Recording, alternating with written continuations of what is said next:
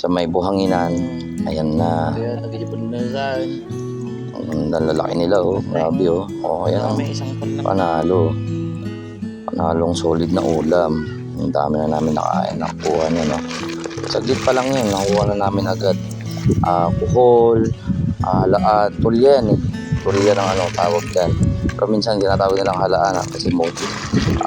Dagat at saka dyan halaan na yun. Tsaka yung suso. Dagdag. Itangan. Wala na kanya may Ilocano. Patapit itari-tari nga nakita mi niya. Yan. Insektong mabilis kumain ng ano yan.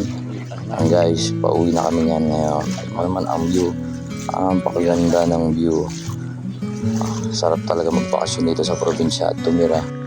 Malalapit lang ang ano, hindi ka magugutom. Tapos nung pauwi na kami dyan, nagdagdag pa kami ng kuhol. Ayan o, dyan lang sila. Pabor yan sa mga magsasaka dahil nga peste rin yan, kuhol na yan dahil kinakain nila.